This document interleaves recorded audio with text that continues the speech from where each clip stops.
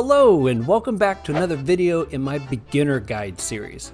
In my two previous videos we covered a lot of the, say, technical side of Dofus, but in this video we get to start diving into more of the fun gameplay side of things. Today I'm going to go over your character inventory. I'm going to teach you how to use the achievement system and how to earn prizes and all kinds of goodies through there. And then I'm also going to go over everything you need to know if you're going to be questing in this game. Welcome to Benjamight Gaming, where it's my goal to bring you fun and fantastic Dofus PVM content.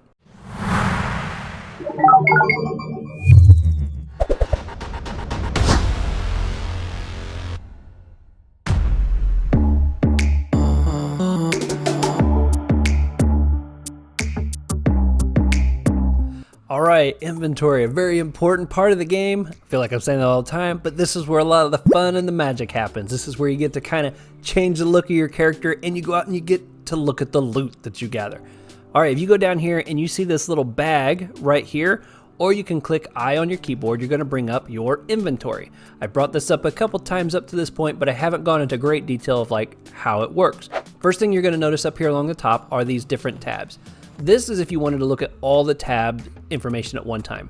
You're not typically going to want that.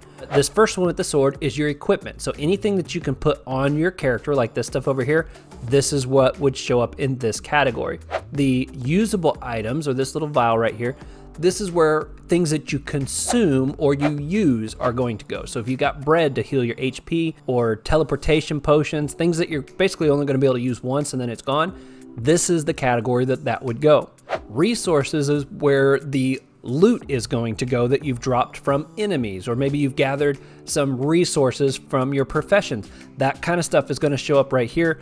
This is the section that's going to probably add up the fastest, and this is where your pods are going to get used up very quickly. If you had a whole bunch of stuff listed here, you can click on this little down arrow and you can sort to certain sections. So if you just wanted to see the flowers that you had in your inventory, or maybe the iron ore that you had, you can select the category and it'll filter out the things that are not applied to the category that you've selected.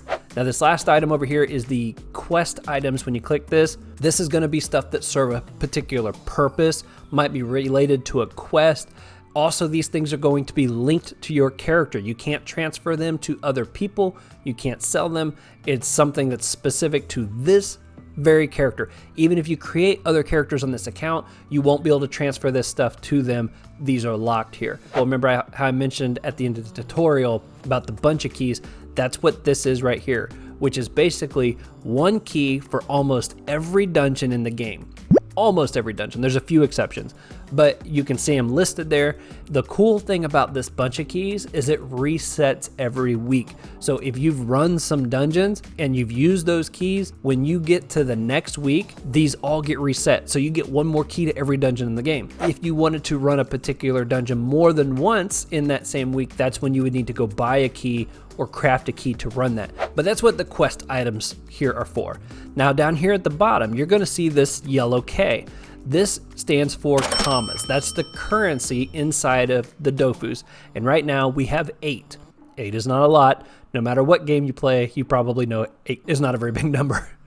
But we have 8 commas so far, and that's basically what we earned by fighting those couple of monsters in the tutorial. Over here on the left, you're going to see this little symbol. It looks kind of like a weight, and the bar right next to it shows you how many pods your character can hold. Right now we can hold 1,070 pods, which sounds like a lot, but you will be surprised at how quickly that can get taken up, especially if you go out and you start working on the lumberjack profession. Well, every piece of wood is 5 pods. 10 pieces of wood, that's 50 pods gone right there. It goes so fast. And this is also where strength-based characters really shine, because every 1 point they put into strength, they get 5 extra pods added here. One thing I do want to point out, even the equipment that you have on applies to this. Like for instance, right now it says we have 18 pods. Even though we don't have anything in our inventory, it's because each one of these carry a pod. And you can see it listed there on the bottom. It says category is ring, weight is 1 pod. Okay, now I'm going to briefly go over the equipment slots here. Most of these are pretty self-explanatory. So this is your character. You can turn the character if you wanted to look at different angles with the arrows. The left side, you got 1 amulet, 2 rings that you can wear. This is where you would equip whatever your weapon's going to be. Your shield can go here. On the right hand side, you got your hat, your cape. These change on your character. Basically, your hat, your cape, and your shield are the 3 items that will show up on your character.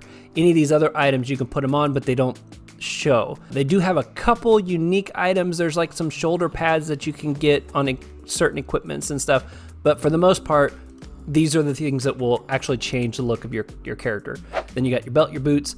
Over here is where you can have a pet. If pets can give you buffs, that's where this would go. Sidekicks, which is like it'll be like a little stone. You equip this, and then it's an ally that will be in the fight with you. They have a few spells that they can use, and it's a way of being a single player, but yet you're kind of a team of 2. So you can use that other character to help you get through fights and things that you can't quite do on your own. That's what the sidekicks are for. This bottom row right here is for Dofuses, which are kind of the object of the game. You're trying to earn the different Dofus eggs, or you can also get something called a trophy, which is a piece of equipment that carry different buffs and attributes to them. Those are the things that go in this slot down here. So that pretty much covers everything you need to know about inventory. If I missed something, if you come across something up here that you're totally confused about, again, leave a comment in the section below. I will try to get back with you as quickly as I can on that. All right, so now let's go over the achievement system and the prize system.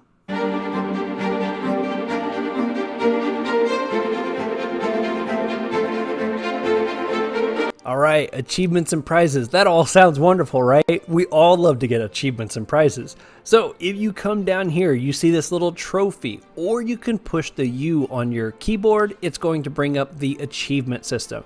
This is a massive category. I'm not going to go into everything, but I'm going to give you enough information to know how to look through this on your own.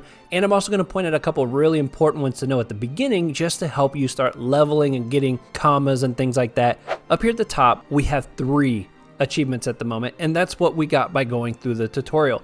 But as you can see, that's 3 out of 19,852 achievements. That's a lot.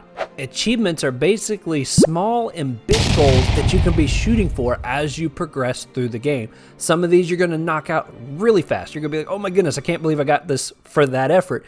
And then other things you're going to be like, that's impossible. How's anybody ever going to get that?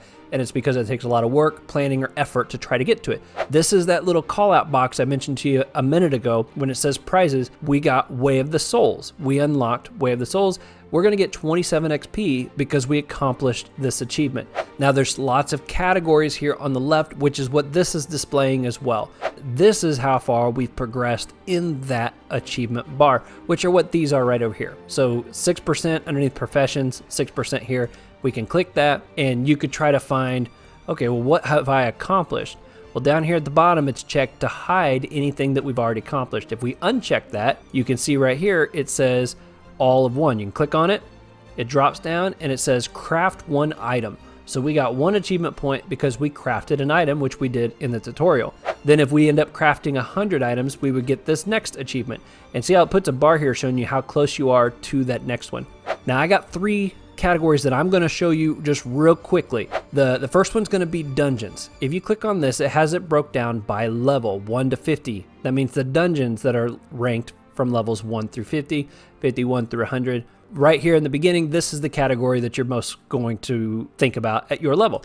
You can click this, and this is going to list all the dungeons that are in that range, and you'll come across these as you progress through the game. The very first one is Cardorium's Crypt, which is a dungeon up here in Incarnum, which is what this tutorial island is that you start out on. This is the dungeon that you'll find up here. Over here on the right hand side, this is the number of achievement points you get by accomplishing whatever is described here. So for instance, this very first one, if we click on it, it says defeat Cardorium in the boss's dungeon. So if you defeat him and your character reaches level 10, you'll see little check marks pop here as you've done these. This is the reward that you will get. You'll also see there are several different things you can accomplish inside this one dungeon. So if you manage to beat him by using only 1 MP every turn, you would also unlock this achievement. Again, comes with its own set of XP, commas, and some resources if it's the first time you've beat that. If you manage to accomplish all the achievements for a particular dungeon, there'll be one big chunk that you can get at the end. Basically says, wow, I did all the achievements, I have perfectly mastered this dungeon, here's one last reward that you get for that. These achievement points can be fantastic ways to level fast, get some money, and get some resources that can be really handy. Another one that I'm going to show you just real quick is the monsters. These are different areas that once you get out of this tutorial island, you'll go down, you'll start in a city called Astrib, and these are different areas inside the entire world of Dofus. So when you get down to Astrib, for example, you're going to find these peewees. These are the birds that are down there, kind of the first enemy that you come across outside of the tutorial. There are each type of these birds down there. When you fight them, if you accomplish the challenge of that fight, it might tell you when you start the fight, it says try to use only 1 MP, or maybe it'll say kill this bird first before any of the others in the group. You'll find these little challenges that can pop up. If you manage to do it and you defeat one of each of these birds, accomplishing a challenge, you'll get a big chunk of XP, big chunk of money, and again, a big chunk of resources. Now you'll come across certain ones. For example, let's look at snappers. You'll be looking around in the area to fight these things. One of these, which I think it's the Clune Snapper, is only located inside the dungeon of that area. So if you're running around in a certain area and there's one monster that you can't seem to fight no matter where you look, then it's probably inside of a dungeon that's associated with that area. So don't lose heart if you can't find it. Just know that, okay, I probably gotta go in the dungeon to find this one. But again, look at all that stuff that you'll get if you manage to accomplish this at level 20. So it's pretty cool. I wanted to point that out to you. The monsters and the dungeons are really great for getting XP and stuff. And the last thing I was going to show you is the quest, and this is a huge category in the game. Now I'm going to go over Incarnum because this is where you're at. This first area that you start out at is called Incarnum, and I'm going to show you on the map here in a second what the island looks like. But if you click on this, it's going to list all the quests that are available inside Incarnum. As you begin to knock these things out, again, you're going to get XP, you're going to get resources, and you're going to see this number begin to climb. If this number gets all the way to 100%, that means that you've knocked out all the quests that are available here in Incarnum. And the cool thing is when you knock out complete sections like this, it's not uncommon for you to get some kind of reward at the end of that, whether it's a resource, an emoji, or maybe a title to put on your character, which is just kind of a fancy way to make your name look cool. Maybe it's got some neat borders and stuff to it. You'll see characters later maybe where they got giant wings or something coming up around their name. That means that they've accomplished things to unlock that, and now they can decorate their title that way. That's a really quick rundown on quest. If you want to go through the main story of Dofus, and that's one of the things I'm doing on my channel. I have a Quest to 200 team, and we're going through the main story. If you wanted to kind of check out some of those, that's on my channel as well. But that's what this one right here is. If you click this and you start here at the top, and as you can see, we've already knocked out a few of these. These were just going through the tutorial section, and you just start at the top and you work your way down all the way through the bottom. This is where you're going to get your Dofus eggs. For example, the very first one that you can get is the green emerald Dofus right here. This is an item that you could put in that spot that I mentioned a minute ago where you could put Dofuses. That's what this could go there. And the Dofuses are very powerful. Here's another Dofus, but this is what's going to carry you through the main story. The NPCs are going to be telling you what happened in the game, and it's really fascinating stuff. All right, so now that I've covered achievements and I've kind of shown you a couple of the categories here, I want to delve a little bit further into quests and show you how to track them, how to use them, and to use your mini map and things like that. So let's go over that here in the next section.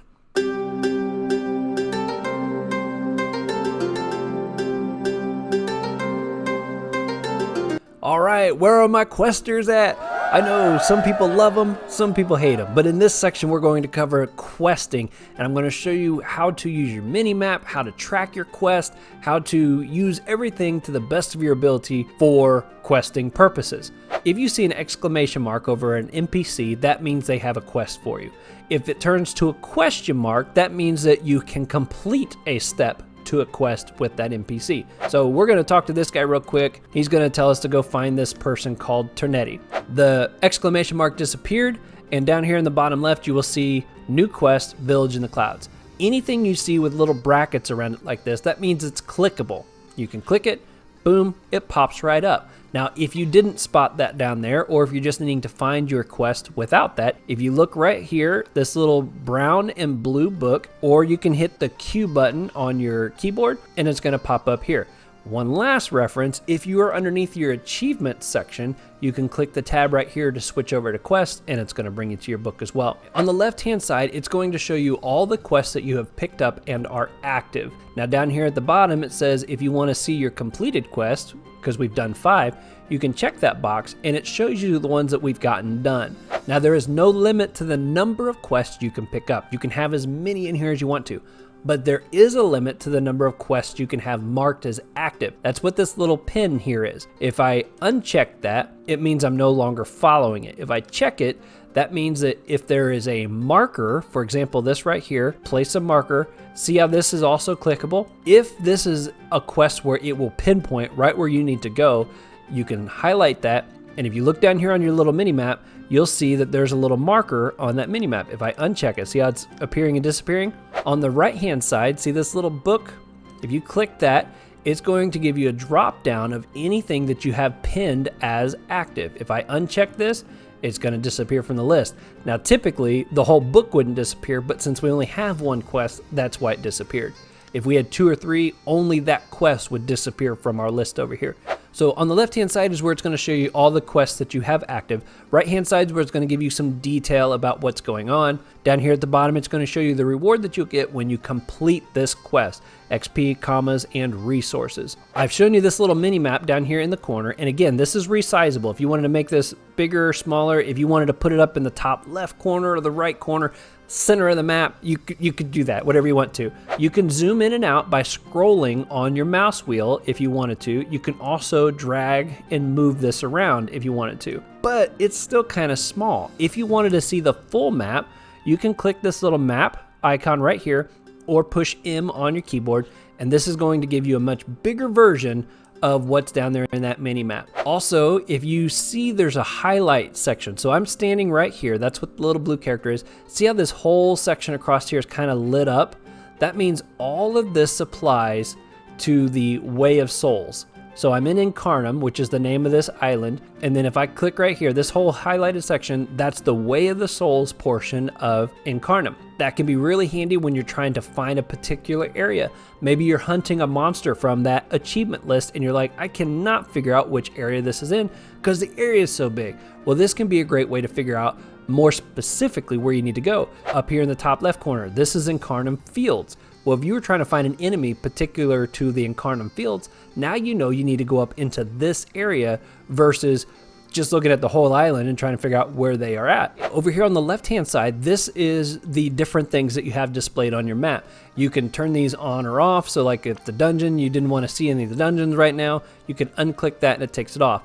The Cardorium Crypt I was talking about just a little bit ago, that's over here on the far right-hand side. You can hover over top of it, it tells you the level of the dungeon, the coordinates. Also, there's that marker again. If you hover over top of this, it shows you the quest, the step of the quest, and the coordinates of that quest. It can be really handy, especially if you have multiple quests going at a time. You can have markers all over the place and you know where it is you're trying to go. If you had a certain point you were trying to get to and you kept getting lost every time you closed your map, you can right click on a space and you can place a flag.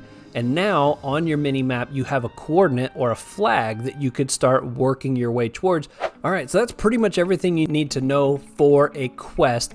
Well, as usual, that was a lot of information coming at you very quickly. So if there was anything that was confusing or if there's something you come across that I forgot to cover, leave it in the comments below and I'll do my best to get back with you as quickly as possible. In my next guide, I plan on going over professions and markets, a lot of the comma making features of Dofus. So make sure you're subscribed and turn on notifications so that you know exactly when that video goes live.